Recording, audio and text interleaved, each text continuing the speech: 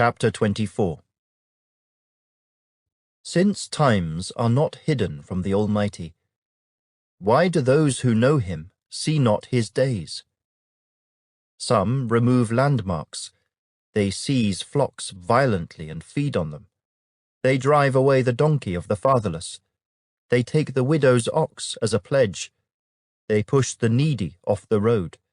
All the poor of the land are forced to hide. Indeed, like wild donkeys in the desert, they go out to their work, searching for food. The wilderness yields food for them and for their children. They gather their fodder in the field, and glean in the vineyard of the wicked. They spend the night naked, without clothing, and have no covering in the cold. They are wet with the showers of the mountains, and huddle around the rock for want of shelter. Some snatch the fatherless from the breast, and take a pledge from the poor. They cause the poor to go naked, without clothing, and they take away the sheaves from the hungry. They press out oil within their walls, and tread wine-presses, yet suffer thirst. The dying groan in the city, and the souls of the wounded cry out. Yet God does not charge them with wrong. There are those who rebel against the light. They do not know its ways, nor abide in its paths. The murderer rises with the light. He kills the poor and needy, and in the night he is like a thief. The eye of the adulterer waits for the twilight, saying, "No eye will see me," and he disguises his face. In the dark they break into houses which they marked for themselves in the daytime. They do not know the light, for the morning is the same to them as the shadow of death. If someone recognizes them, they are in the terrors of the shadow of death. They should be swift on the face of the waters. Their portion should be cursed in the earth, so that no one would turn into the way of their vineyards. As drought and heat consume the snow waters, so the grave consumes those who have sinned. The womb should forget him. The worm should feed sweetly on him. He should be remembered no more, and wickedness should be broken like a tree. For he preys on the barren who do not bear, and does no good for the widow. But God draws the mighty away with his power. He rises up, but no man is sure of life.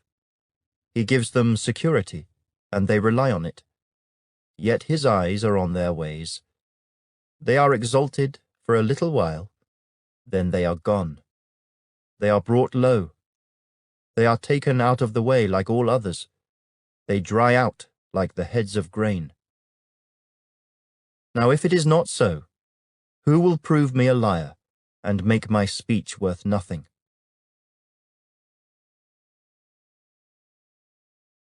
Chapter 25.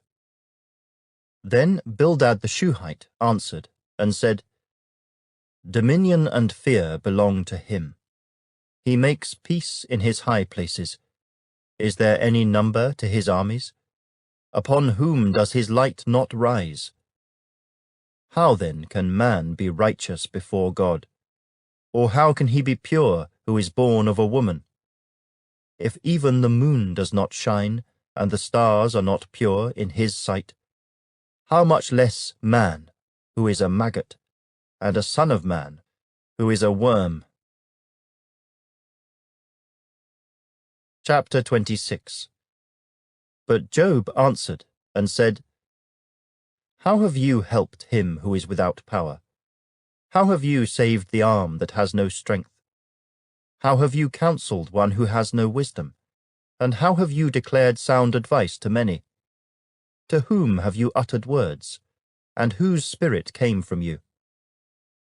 The dead tremble, those under the waters and those inhabiting them.